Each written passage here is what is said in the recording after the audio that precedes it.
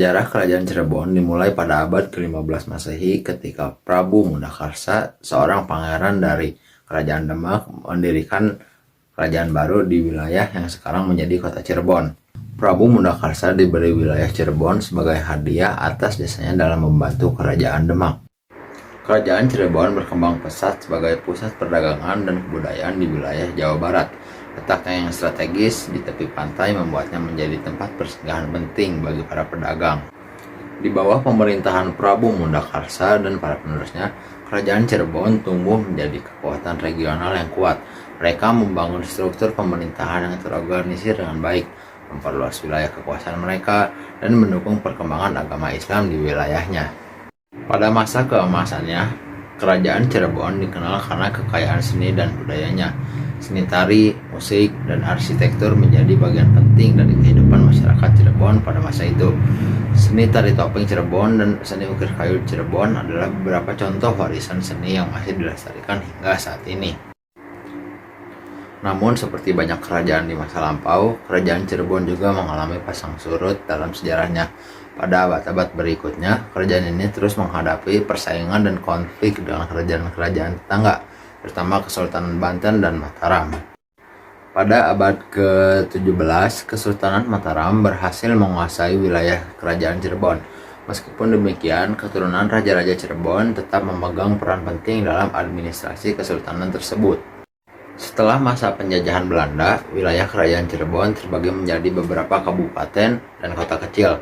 Namun, warisan budaya dan sejarahnya tetap hidup dalam berbagai bentuk, menjadi bagian penting dari identitas budaya Jawa Barat hingga saat ini. Selanjutnya ada peninggalan-peninggalan Kerajaan Cirebon, mencakup beragam artefak sejarah, struktur bangunan, seni dan budaya, serta dokumen-dokumen sejarah. Berikut adalah beberapa peninggalan yang penting. Yang pertama, Keraton Kesepuhan, Keraton Kanoman, dan Keraton Kecirebonan. Istana-istana kerajaan ini adalah simbol kebesaran dan kekuasaan Kerajaan Cirebon. Mereka merupakan contoh arsitektur Jawa yang megah dan menjadi situs penting untuk kegiatan keagamaan, kebudayaan, dan pemerintahan. Yang kedua ada seni tari topeng Cirebon. Seni tari ini merupakan salah satu warisan budaya yang paling terkenal dari Kerajaan Cirebon. Topeng Cirebon adalah tarian tradisional yang diwariskan secara turun-temurun dan masih dipertahankan hingga saat ini sebagai bagian dari budaya lokal. Yang ketiga, ada seni ukir kayu Cirebon. Seni ukir kayu Cirebon juga merupakan salah satu kebanggaan budaya kerajaan ini. Berbagai ukiran-ukiran kayu yang indah dan rumit diproduksi oleh para pengrajin lokal mencerminkan keahlian dan keindahan seni rupa pada masa itu. Yang keempat, ada prasasti dan naskah kuno. Dokumen-dokumen sejarah seperti prasasti-prasasti dan naskah kuno menjadi saksi bisu dari perjalanan sejarah Kerajaan Cirebon. Mereka memberikan wawasan yang berharga tentang struktur pemerintahan, kehidupan sosial, dan perkembangan agama di kerajaan ini. Yang kelima, ada benteng dan peninggalan arkeolog. Sejumlah benteng dan peninggalan arkeologi juga ditemukan di sekitar wilayah Kerajaan Cirebon.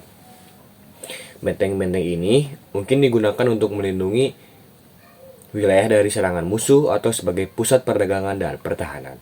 Yang keenam, ada peninggalan Islam. Kerajaan Cirebon memiliki sejumlah masjid dan pesantren yang dibangun pada masa pemerintahan raja-raja Islam. Bangunan-bangunan keagamaan ini merupakan saksi dari penyebaran agama Islam di wilayah Jawa Barat. Peninggalan-peninggalan ini adalah bagian penting dari warisan budaya dan sejarah Kerajaan Cirebon yang tetap hidup dan dilestarikan oleh masyarakat lokal serta menjadi objek studi dan apresiasi bagi para sejarawan dan pecinta budaya. Cukup sekian penjelasan tentang Kerajaan Cirebon. Wassalamualaikum warahmatullahi wabarakatuh.